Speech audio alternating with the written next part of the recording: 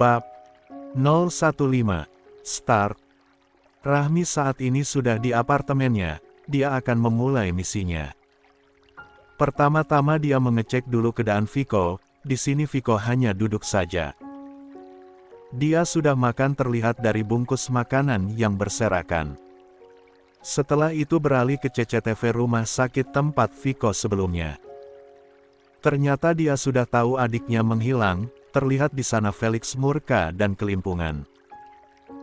Tidak melihat sang adik di ruangannya dan tidak pula menemukan jejaknya.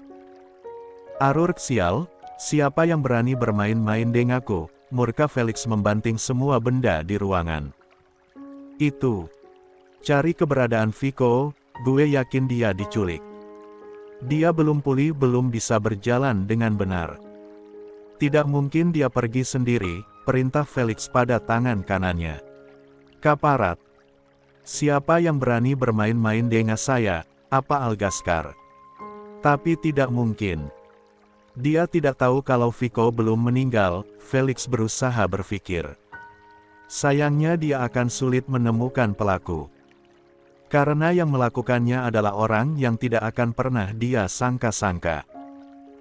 Silahkan mencari, senyum Devil Rahmi lalu klik. Mematikan sambungan CCTV. Mending gue cari info Sonia, Rahmi langsung saja membuka komputer. Memasuki situs orang yang menjaga data penting Sonia, dia langsung saja meretas kemudian menyerangnya. Memasukkan banyak virus pada komputernya yang membuat error. Perfect, sekarang lanjut cari data Sonia, Rahmi kemudian beralih meretas data Sonia. Agak susah memang karena menggunakan kode keamanan. Tapi bukan Rahmi namanya kalau tidak bisa membuka. Setelah terbuka terpampang semua hal yang sudah dilakukan Sonia. Bukan hanya Sonia tapi banyak orang yang terlibat.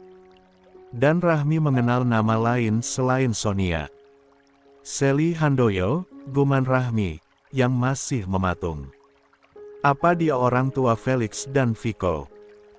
Rahmi semakin membaca ke bawah semua informasi Sonia di masa lalu. Semakin dia baca semakin banyak fakta mengejutkan. Semakin dia tahu, Sonia benar-benar perempuan biadab, pembohong hebat. Segala yang diketahui sekarang nyatanya sebuah kebohongan yang dua pupuk dengan kebohongan lagi. Bisa dipastikan Sonia akan membusuk di penjara. Jika semua ini bocor, Sonia adalah seorang penipu. Apa orang yang disuruh Sonia untuk dibunuh adalah ibu, dan orang yang dibayar oleh Sonia dokter itu. Dan dia ibunya Felix dan Viko, Guman Rahmi, masih tidak percaya. Dan bingung dengan semua ini. Amira, lirih Rahmi sangat kecil hampir tidak terdengar oleh telinganya sendiri. Siapa dia? Kenapa perasaan Rahmi berbeda? Jantungnya tiba-tiba berdetak setelah menyebut nama itu. Mata Rahmi berkaca-kaca membaca biodata itu. Di sana terpampang semua, bahkan hasil medis dokter. Perempuan yang bernama Amira ini, tidak memiliki penyakit apapun. Bahkan dia melahirkan normal dan baik-baik saja, Sonia membayar Dr. Sally Handoyo untuk membunuhnya. Dr. Sally mencecoki racun di tubuhnya dan terinfeksi ke rahim yang basah karena baru melahirkan dan langsung meninggal karena infeksi parah. Air mata Rahmi langsung terjatuh tanpa dia sadari. Sebenarnya racun itu tidak langsung membunuh.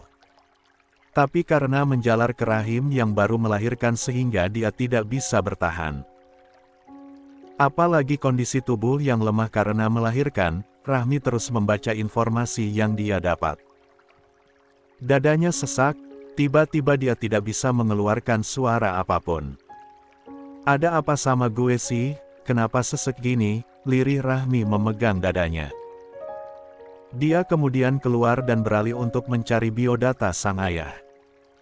Untuk pertama kalinya setelah sekian lama Rahmi berani mengorek informasi tentang sang ayah, bahkan mencari tahu nama dan identitas sang ibu. Dulu Rahmi tidak pernah mencoba mencari apapun tentang sang ayah dan berusaha mencari siapa sebenarnya sang ibu. Tapi ini untuk pertama kalinya, Rahmi akan siapkan mentalnya dengan segala sesuatu yang akan dia dapatkan nantinya. Sambil menunggu data itu lengkap, Rahmi persiapkan diri mengambil air untuk menetralkan dirinya. Dia harus bisa terima apapun yang nanti dia ketahui. Tapi bukan berarti akan diam saja. Setelah semua data lengkap 100%, Rahmi bersiap untuk membuka dan membaca semuanya. Sebenarnya jika hanya mengetahui siapa ibu kandungnya bukan hal susah. Tapi Rahmi hanya ingin mendengar langsung dari cerita sang ayah. Namun sampai sekarang dia tidak pernah mendengar hal yang keluar dari mulut ayahnya untuk dia selain amarah. Gue harus bisa, semangat Rahmi pada diri sendiri. Memulai membaca dari awal info tentang sang ayah. Rahmi mulai tergelam bait demi bait informasi tentang sang ayah, siapa keluarganya. Bagaimana kehidupannya dulu sampai di sana pun terdapat bahwa ternyata Sonia adalah kekasih sang ayah. Kemudian sang ayah menikah karena sebuah perjodohan, dan dia tidak bisa menolak karena perusahaan yang hampir bangkrut. Dengan menikah dia bisa menyelamatkan perusahaan keluarganya. Jadi kekasih ayah dulu Sonia. Jadi Naila memang anak ayah. Rahmi masih berusaha menggulir tulisan berisi informasi tentang sang ayah. Dek. Rahmi terpaku melihat sebuah informasi di bagian akhir. Di situ tertera nama perempuan yang menjadi istri Tuan Aksara. Amira Sita Adisurya, baca Rahmi dengan pelan bahkan terkesan lirih. Di sini dari pernikahan mereka. Mereka dikaruniai seorang anak perempuan, tapi Aksara tidak menginginkan anak itu. Lalu dia membawanya pergi berniat membuangnya. Tapi di tengah perjalanan dia dikabari, sang istri sudah meninggal dunia karena mengalami pendarahan. Mendengar kabar itu, dia tidak jadi membuang bayinya. Arur sialan. Teriakan murka Rahmi. Dia mengepalkan tangannya kuat dengan mata memerah. Sonia, gara-gara lo. Gue tidak pernah merasakan kebahagiaan. Kalau lo buat gue tidak merasakan kebahagiaan itu, gue akan buat lo lupa gimana rasanya bahagia. Dengan muka merah dan tangan mengepal, Rahmi kali ini benar-benar marah. Alasan apa yang buat dia tidak menginginkan gue? Tanya Rahmi entah pada siapa. Apa karena ada Naila? Tapi kenapa dia harus memperlakukan gue layaknya binatang? Di mana gue harus temukan jawaban dari semua pertanyaan ini? Frustasi Rahmi memikirkan semua yang terjadi. Dia belum menemukan titik terang dari semua ini. Tapi satu yang pasti, Sonia telah membunuh sang ibu dan kali ini Rahmi sudah benar dalam bertindak. Sekali mendayung 2-3 pulau terlampaui. Dia sudah bisa membalas Dr. Sally, orang yang membunuh sang ibu. Yang awalnya dia hanya akan menjadikan Viko sebagai pancingan. Tapi sekarang Rahmi tidak akan melepaskan Viko secara cuma-cuma. Harus ada timbal balik. Jika dulu ibunya Viko dan Felix yang membunuh ibunya, maka sekarang sebaliknya. Gue pastiin, kalian akan hancur di tangan gue. Tatapan tajam Rahmi seolah akan menguliti orang hidup-hidup. Sajak. Sedangkan saat ini di sebuah ruangan terdapat seorang laki-laki yang murka karena hilangnya sang adik. Dia tidak menduga tadi malam dia hanya lengah beberapa jam saja. Bahkan sorenya Sonia menjenguknya dan baru pulang saat hari sudah gelap. Dan pagi-pagi sekali dia sudah memerintahkan anak buahnya untuk berjaga di ruangan sang adik. Tiba-tiba dia dikabari bahwa Viko tidak ada di ruangannya. Felix dengan terburu-buru langsung bergegas ke rumah sakit. Dan dia memang tidak menemukan keberadaan Viko. Tidak ada jejak apapun, bahkan dia sudah memeriksa seluruh CCTV yang terpasang di rumah sakit tapi tidak ada yang mencurigakan. Dia langsung ke markas dan memerintahkan tangan kanannya untuk melacak keberadaan Viko. Tapi lagi-lagi tidak ada hasil, tidak ada yang bisa dilacak karena ponsel Viko pun sudah tidak aktif, jelas saja karena ponsel itu sudah dihancurkan oleh Rahmi. Bahkan setelah dicek lokasi terakhir Yah di rumah sakit itu. Sialan. Cari adik saya sampai dapat. Teriakan Felix kepada seluruh anggotanya. Kaparat. Siapa yang berani melawan dan bermain-main dengan saya? Tegas Felix emosi. Kenapa ini tidak sesuai rencananya? Dia akan melaporkan Algaskar tentang kasus kematian sang adik. Tapi kenapa adiknya benar-benar menghilang? Tidak mungkin Algaskar atau anak Alistair yang lain. Mereka tidak mengetahui tentang ini. Yang tahu hanya anak buahku dan Sonia, guman Felix yang mulai mencurigai orang-orang yang tahu keadaan sang adik. Kumpulkan semuanya di ruang bawah tanah, perintah Felix pada asisten pribadinya. Baik Tuan. Saya tidak akan mentolerir bagi pengkhianat. Siapapun yang berani berkhianat, akan tahu akibatnya. Kami mengerti Tuan, jawab serempak mereka, dan Felix tidak melihat adanya pengkhianat di dalam anggotanya itu. Dia juga sudah memerintahkan asisten pribadinya untuk menyelidiki mereka dan hasilnya mereka bersih. Lalu, apa Sonia? Felix mulai ragu dengan kekasih gelapnya itu. Faktanya yang terakhir kali bertemu dan berkunjung ke Viko adalah Sonia. Tut. Halo sayang, suara wanita menjawab di seberang sana. Viko menghilang, to the point Felix. Apa? Kok bisa? Siapa yang membawanya? Kaget Sonia di seberang sana. Sonia, kamu yakin tidak tahu keberadaan Viko? Tanya Felix. Maksud kamu? Kamu nuduh aku yang menyembunyikan Viko? Bingung Sonia mendapat pertanyaan seperti itu dari Felix. Maksud kamu? Kamu nuduh aku yang menyembunyikan Viko? Viko menghilang tadi malam, yang terakhir kalinya bertemu dengan Viko adalah kamu, jelas Felix. Felix. Atas motif apa aku harus menculik Viko? Kamu sendiri tahu siapa aku. Untuk apa aku sembunyikan Viko? Bela Sonia lagi. Yang tahu tentang Viko, hanya kamu dan anggota saya, ucap Felix. Dan kamu hanya menuduh aku, kenapa kamu tidak berpikir kalau anggota kamu bisa saja berkhianat? Kesal Sonia merasa dituduh. Aku sudah memeriksa dan menyelidiki mereka. Tapi memang bukan mereka, jelas Felix. Tapi bukan berarti aku kan. Teriak Sonia yang mulai emosi. Saya hanya bertanya Sonia, kenapa kamu seolah marah karena ketahuan? Kamu masih menuduh aku Felix. Ingat Felix, musuh kamu itu banyak. Bukan cuma geng Alistair dan Gutama. Kamu lupa yang kamu obsesiin selama ini hanya ingin menghancurkan Gutama melalui Algaskar dan Alistair, terang Sonia. Dia tidak terima dituduh oleh Felix. Padahal dia sudah berkorban banyak untuk orang itu. Sudahlah Sonia, mungkin memang bukan kamu. Saya hanya frustasi mencari Viko. Saya harus membawa kasus kematian Viko ke jalur hukum, ucap Felix, sudah bisa tenang dan berpikir.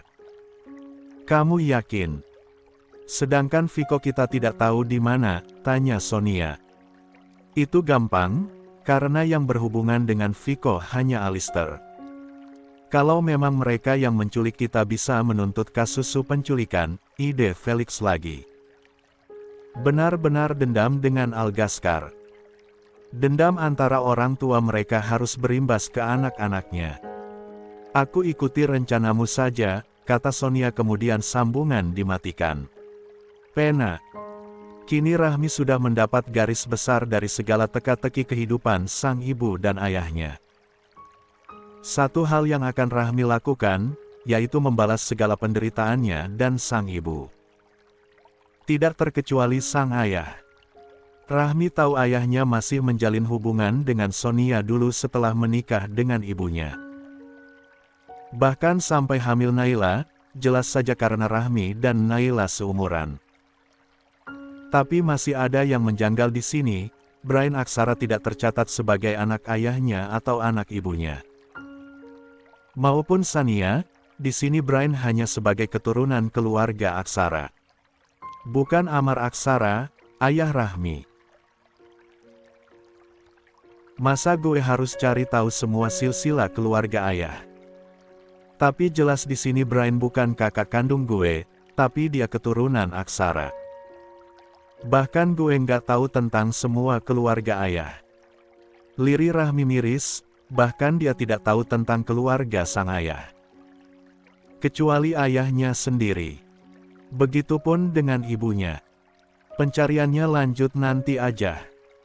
Gue mau samperin Viko dulu, ucap Rahmi lalu bergegas menuju tempat Viko berada. Kali ini dia menggunakan motor agak bisa sampai dengan cepat.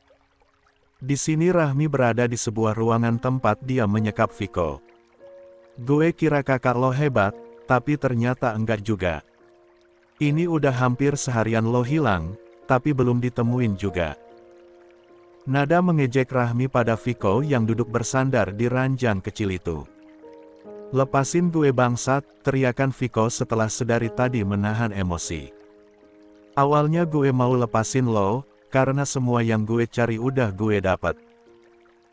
Tapi sayang banget gue jadi berubah pikiran, senyum manis Rahmi terkesan mengejek. Gue pengen deh lihat orang tua lo kehilangan anaknya.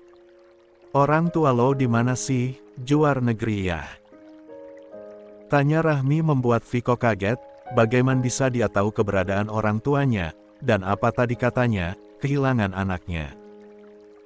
Siapa dia sebenarnya, guman Viko dalam hati. Dia tidak bisa meremehkan begitu saja, dia mampu menculik dirinya. Dan tidak dapat ditemukan oleh sang kakak dengan mudah. Lagi dia bisa tahu orang tuanya, padahal sang kakak sudah menutup identitas keluarganya. Benar.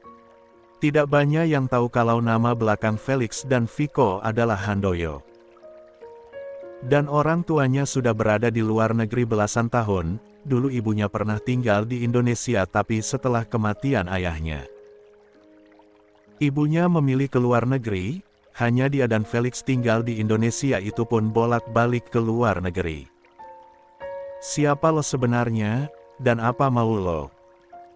Gue nggak kenal siapa lo, dan keluarga gue juga nggak ada urusan sama lo, ucap Felix. Mulai bingung, kalau mau minta tebusan tidak mungkin. Rahmi tidak terlihat seperti itu, kalau musuh. Yang benar saja Rahmi ini masih sangat muda, bahkan mungkin lebih muda darinya. Tapi kenapa dia bisa tahu orang tuanya? Gue emang gak ada urusan sama lo, tapi keluarga lo. Tegas Rahmi di akhir kalimat. Lo tahu dari mana keluarga gue? Bingung Viko. Gue tahu dari mana itu tidak penting. Karena yang penting, jangan sampai kematian lo benar jadi kenyataan bukan rekayasa lagi, senyum Devil Rahmi. Kali ini Rahmi tidak memakai masker atau penutup wajah lagi. Jadi Viko bisa melihat dengan jelas wajah cantik Rahmi. Oh iya, awalnya Viko sempat kagum dengan kecantikan Rahmi. Tapi saat tahu Rahmilah yang membawanya kemari dia cukup kaget tapi kemudian amarah menguasai. Karena ternyata Rahmi tidak secantik wajahnya. Rahmi itu wajahnya seperti malaikat, tapi sifatnya seperti iblis, dia manipulatif. Banyak yang tertipu dengan muka cantiknya. Seandainya Rahmi seperti Sonia atau Naila yang bermuka dua, mungkin sudah banyak korbannya. Kalau Kak Felix tahu, abis lo sama dia, ancam Viko. Iya. Sayangnya dia nggak tahu kan. Asal lo tahu ya, dia sekarang bukan sibuk mencari lo tapi sibuk balas dendam. Tutur Rahmi pada Viko. Oh iya, nih gue bawain lo makanan, makan deh. Gue kira lo nggak mau makan kemarin. Ternyata makan juga, celetuk Rahmi selalu menyulut emosi Viko. Gue nggak butuh makanan sampah, geram Viko. "Ya gimana dong, tadi sih emang gue mampir di tong sampah buat cariin lo makan. Soalnya gue lupa beli, kalau nggak mau ya buang aja," ucap Rahmi dengan nada datar lalu bersiap pergi dari sana. "Gue cabut," Rahmi kembali ke mode dingin. "Lalu berlalu dari sana, bangsat lo," teriakan murka Viko pada Rahmi yang sudah menghilang di balik pintu. "Gue lapar banget lagi," guman Viko melirik kantong makanan di atas meja di sampingnya. Kemudian merahnya dengan pelan, dibukanya bungkusnya. Ternyata Rahmi hanya berbohong terlihat jika makanan itu bersih.